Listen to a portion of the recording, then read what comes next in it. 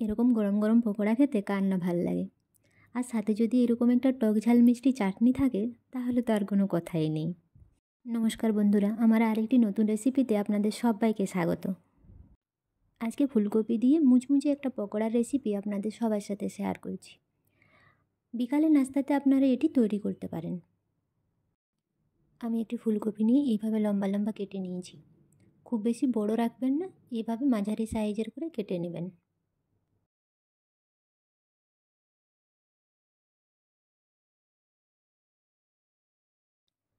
ভালো করে পরিষ্কার জলে এটিকে 2-3 বার ধুয়ে নিতে হবে।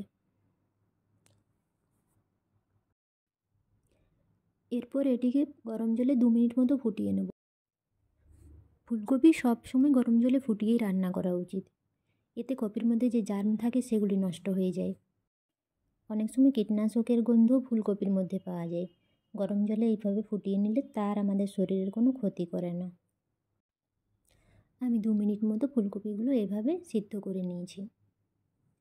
এতে পকোড়াটা তাড়াতাড়ি তৈরিও হয়ে যাবে, সিদ্ধ হতে টাইম লাগবে না। গরম জল থেকে তুলে কিছুক্ষণ ঠান্ডা হতে রেখে দিন।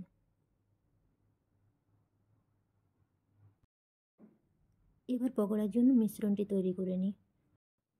আমি সামান্য পরিমাণ এতে চালের গুঁড়ো ব্যবহার করব। চালের গুঁড়ো দিলে পকোড়াটা বেশ মুচমুচে হয়। এর সাথে দিয়ে দিচ্ছি 1 টুকরো লঙ্কা, কয়েকটি রসুন আর কয়েক টুকরো পেঁয়াজ।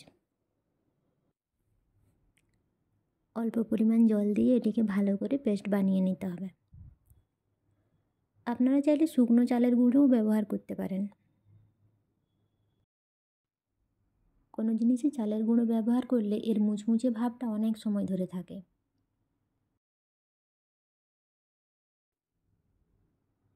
পেস্টটি তৈরি হয়ে গেছে। এরপর একটি বাটিতে 3 চামচ মতো আমি বেসন নিয়েছি এবং একে একে করে সব মশলাগুলো এর মধ্যে এরপর দিয়ে দিতে হবে। এই মিশ্রণটি খুব পাতলা বানানো যাবে না, একটু গাঢ় মিশ্রণ তৈরি করতে হবে যাতে ফুলকপির গায়ে এটা ঠিকভাবে লেগে থাকে।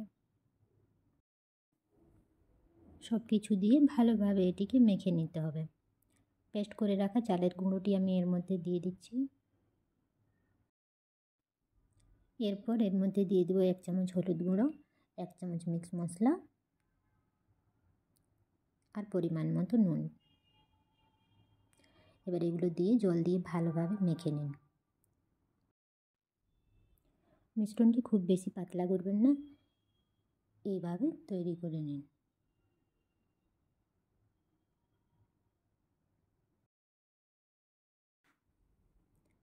এরপর ফ্রাইং প্যান বসিয়ে তাতে কিছুটা রিফাইন তেল দিয়ে দিচ্ছি। গ্যাসের আঁচটা আপনারা হাই টু মিডিয়াম রাখতে পারেন। এরপর হালকা সিদ্ধ করা ফুলকপিগুলো মিশ্রণটির মধ্যে দিয়ে দিন।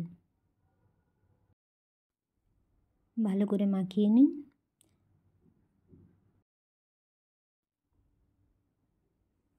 তেল গরম হয়ে আসলে এইভাবে একে একে করে ছেড়ে দিন।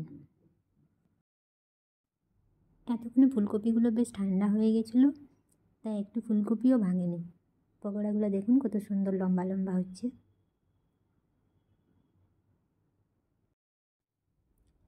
এইভাবে গোল্ডেন কালার আসা পর্যন্ত সমস্ত পকোড়াগুলো ভালোভাবে ভেজে নিয়েছি। দেখুন কত সুন্দর লাগছে দেখতে, খেতেও খুব টেস্টি হয় এটা।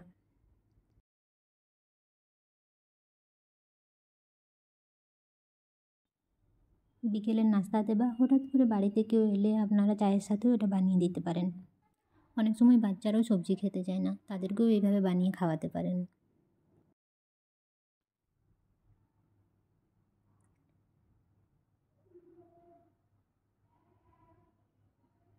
এইভাবে এক এক করে আমি সমস্ত পকোড়াগুলো ভেজে নিচ্ছি। শীতকালে প্রচুর সবজি পাওয়া যায়, তাই এই সময় বিভিন্ন ধরনের পকোড়া, পরোটা এইসবের মজাটাই আলাদা। দেখুন কত সুন্দর ক্রিস্পি হয়েছে। এই ফুলকপির পকোড়াগুলো বাইরে থেকে কিন্তু খুব মুচমুচে হয় এবং ভেতরটা নরম থাকে। এটা আমার বাড়িতে সবাই খুব পছন্দ করে। আপনারাও একবার বানিয়ে দেখুন। একবার বানালে দেখবেন বারবার খেতে ইচ্ছা করবে। আমার সমস্ত পকোড়াগুলো দেখুন ভাজা হয়ে গেছে। অন্য সব পকোড়ার থেকে এর টেস্ট কিন্তু আলাদা, দারুণ লাগে খেতে। এর সাথে আমি একটা টক ঝাল মিষ্টি চাটনি দিয়েছি। এই চাটনির রেসিপিটা অন্য কোনো দিন শেয়ার করব। আমার রেসিপি আপনাদের ভালো লেগে থাকলে প্লিজ কমেন্টে জানাতে ভুলবেন না এবং চ্যানেলটি সাবস্ক্রাইব করে আমার পাশে থাকুন।